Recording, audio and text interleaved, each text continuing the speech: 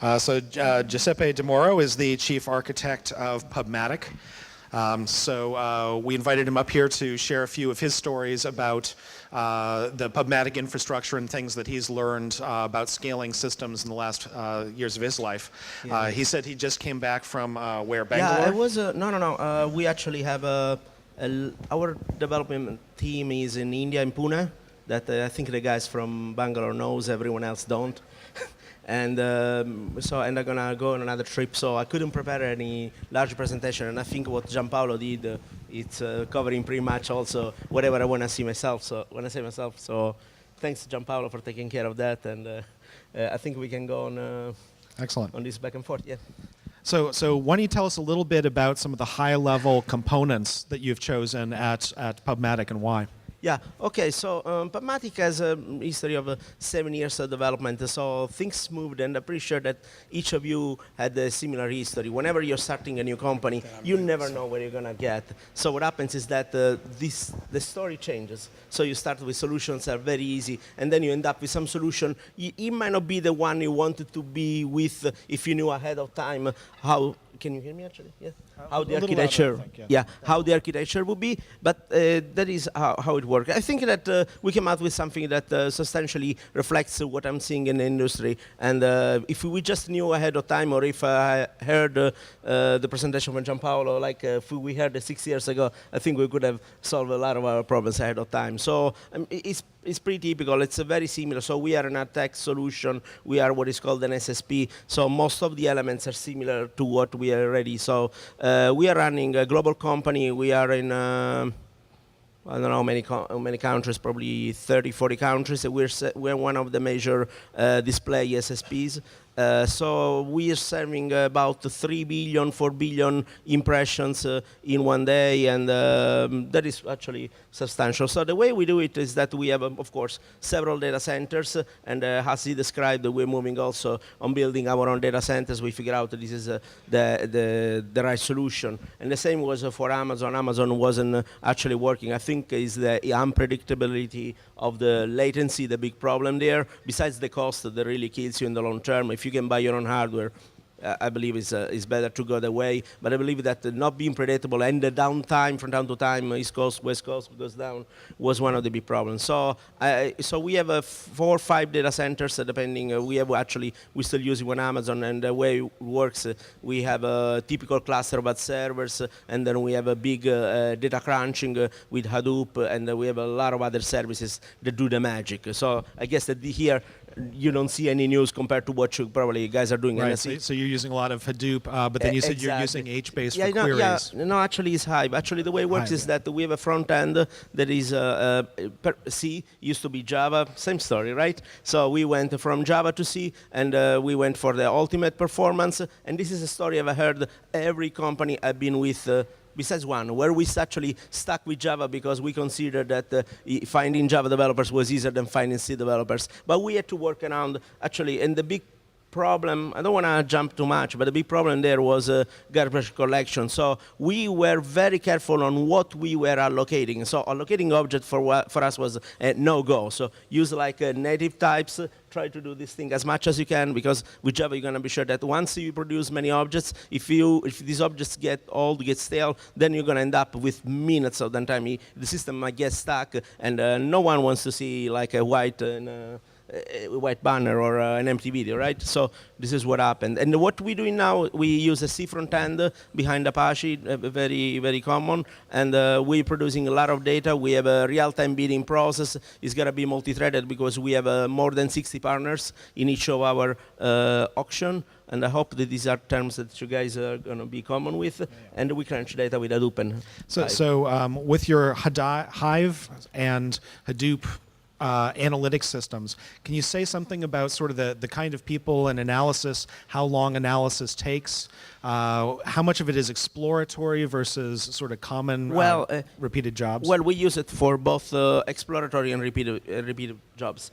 Repeated jobs mostly could be like analysis that executive finance team or our clients require, and they want to have it daily, and instead of just running queries, because I mean we have I think the size of data is pretty common in this industry. It's hard to do in any regular database.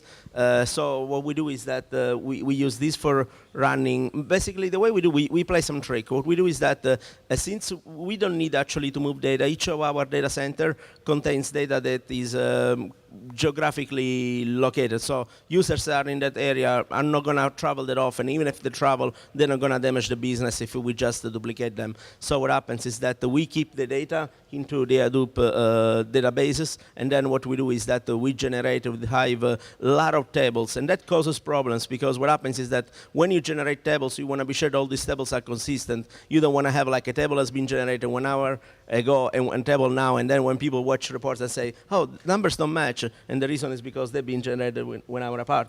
So this is actually the part where we are working and generating reports, and this takes all the time from 1 hour to sometimes 16 hours. We have some processes that are very intensive, especially a lot of machine learning that we use to compute which one are the info about the user such that we can recommend the best ad. And also we have information that we run in real time. Of course, when you're running ads, you have things like a frequency cap. You want to be sure that you're running on pace, etc. And so what happens is that we're going to have two paths. We're going to have a fast path where we have data that has a smaller granularity, and with this data we want to make it very actionable very quickly. And the other data where we can take some time, we produce time at the right time in the way we can monetize upon. Why don't you say a little bit about how you get information out of the analytics system into the real-time system, sort of what tools you're using there? So what happens is that Frequency of the updates. analytical system definitely does a lot of things. There are analysis that we are just doing it, I would say for fun, just to discover what happens. Oh, look at this user. This is happening. It's actually interesting. And sometimes we discover new things about users. We discover new things about our interaction between ad users and so what happens is that we generate data real time, and then what happens is that we gotta make it actionable. And the way we make it actionable is definitely we are not using any of these solutions, and this is where actually we're using Aerospike, because we need to have information about the segments for users, and then what happens is that we upload on Aerospike. But another thing that we're doing is that we need to have information about frequency caps and things like this. Now, in the past, people relied, and I mean, we still do it, we rely on cookies, no? That actually, I think it's the largest distributed database in the world. I don't think anyone can say anything against that. But the problem is that it doesn't really work. No one loves cookies, and you are at the point where if you're working server-side with other partners, you cannot rely on cookies, or these partners can't. So what happens is that you need to have real-time information about this user you need to be able to provide. And this is where we need to have the speed, the latency, the low latency. And we run, I think at this point we are running 4 of your instances, 40,000 in operations a second, just for this particular task. Yeah, I think I got lost somewhere. Okay, so maybe you could speak a little bit about So you've got you're importing a fair amount of the data in real time Yes. out of Hadoop, and that's going to creating audience levels, right? Yeah. Can you share a little bit, maybe, since so many people who are in advertising, scaling an SSP compared to scaling a DMP, compared to being on the buy side? Do you think there are any particular challenges based on Pubmatic's market position? Well, or is it really just all the same, the problems that we've all got? I mean, some yes or not. Okay, definitely some of these things are symmetrical, okay? So what we are seeing and we are doing is symmetrical what the DMP is doing. So we, and actually sometimes we are doing exactly the same thing, like synchronizing cookies. It could be initiated by the SSP, it could be initiated, actually DSP, not DMP, okay? So sorry about the confusion. I mean, we definitely have the higher throughput, and we need to take decision in real time. Whereas I think that the DMP doesn't have this limitation. Definitely we're going to get affected more by the publisher if things are not done in real time. So I think that is one of the biggest difficulty of being on the SSP side.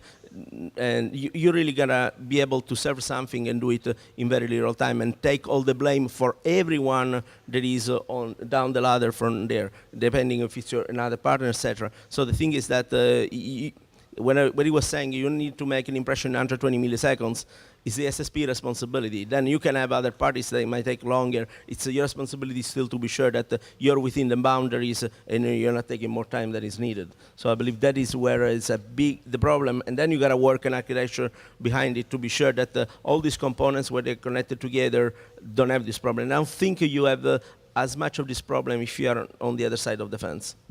Great. So you talked about switching from Java to C. Yeah. Can you tell a little bit about what GP mentioned was you've got slow C, you have to find a way to make it go faster. How does that roll out within your company when you say, well, there's the bottleneck and it's still already in C? What's next after that? I read it somewhere before I started studying computer science that it's sometimes it's not up to the language, it's more up to the algorithm. And I think that people, when they think that they're writing C code, they think that just the fact that it's C, it compiles in C, it's fast by definition. And I think that people are totally ignoring all the good sense of writing code in the right way, or using the right data structure. So I believe that what I see a lot is that people just write C, but it's like very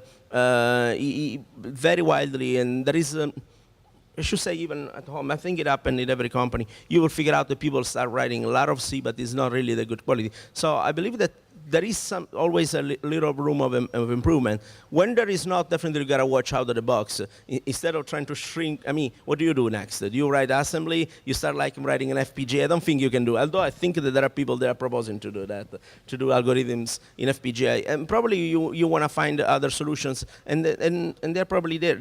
Sometimes it's just laziness, that you are working on that, you wanna just improve what you have, you don't wanna rebuild. And sometimes it's just, you're dealing with the business, and it's hard to justify them that that something needs to be rewritten. I don't know how you guys did from Ruby to Scala, from Scala to C. I think someone would have killed me. So I know one of the things that we do internally at Aerospike in those moments is also employing more pair coding.